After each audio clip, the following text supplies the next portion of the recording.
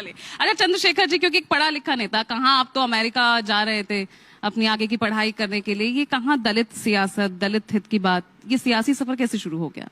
नहीं, मैं तो महिलाओं की बात भी करता हूं।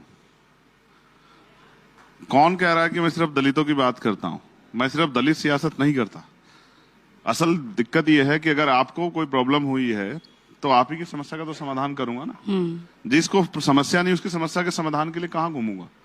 तो जिसको समस्या है, दलित हो, पिछड़े हो, आदिवासी हो, महिलाएं हो, पहलवान बेटियां बैठी थी, मैं अकेला था जो उनके लिए दिन रात धरने पे बैठा था। किसानों के लिए 13 महीने रहा, मुस्लिम भाइयों के लिए अब जेल गया, मैं अकेला आदमी था। तो ये सिर्फ दलित का टैग लगाना, मैं क्या कह सकता हूँ, इसको नहीं बदल पाऊंगा शायद इस जन्म में। और ये भी हिंदू धर्म की मान्यता ही है कि जो जिस जाति में पैदा होगा वहीं मरेगा, बदल ही नहीं सकता जाति। अब मैं कितना पढ़ लूं, मैं ब्राह्मण नहीं बन सकता हूं।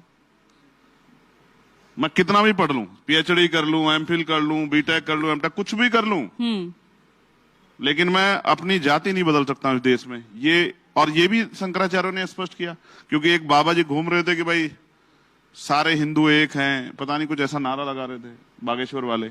उन्होंने एक यात्रा भी निकाली, तो उस पर शंकराचार्य ने बयान दिया। उन्होंने कहा वो जाति बंधन तोड़ दो और सारे हिंदू एकजुट रहो, इस तरह का बयान दिया उन्होंने। तो शंकराचार्य ने डांटा उनको कि अगर जाति बंधन तोड़ दिया तो हिंदू धर्म ही खतरे में पड़ जाएगा।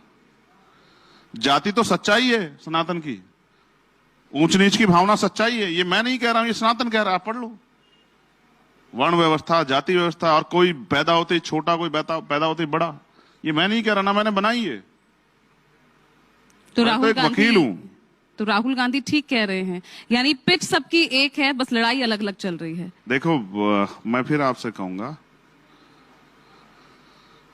ये बात देश को समझ आ जानी चाहिए, और मैं युवाओं से कहूंगा कि वो समझें। जब आप अपने नेता से 24 घंटे की ड्यूटी कराओगे तो वो यहीं से सब कुछ लेगा।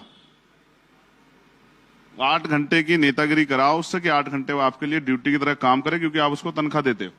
उसके बाद वो अपना जीवन जिए, कोई रोजगार करे, कोई बिजनेस करे, कुछ भी करे। जब वो अपना समय वहां देगा तब जाके वो देश के लिए काम कर पाएगा। जब वो इतने रिसोर्स और ये सब चीजें आप उससे यहीं से निकालेगा तो फिर भ्रष्टाचार रहेगा ही। तो कोई क्या कह रहा है मुझे नहीं पता, मैं सिर्फ ये कह रहा हूं कि राजनीति देश के हित के लिए होनी चाहिए। राजनीति, हम तो डॉक्टर बाबा साहब अम्बेडकर को मानते हैं, जिन्होंने कहा कि हम प्रथम और अंत्य भारतीय हैं। मेरे लिए नेशन फर्स्ट है। और देखो, सब कल मैंने जब वो कुंभ में आग लगी, आपको पता लगी नहीं लगी, ये मत कह देना कि ये भी चंद्रशेखर का बयान है।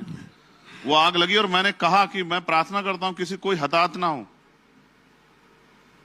और मैं तो ये भी मानता हूं कि वहां इतना जो है आशीर्वाद है कि इतनी आग से नुकसान नहीं हुआ। अब थोड़ा सा कम है, इस वजह से आग लग गई।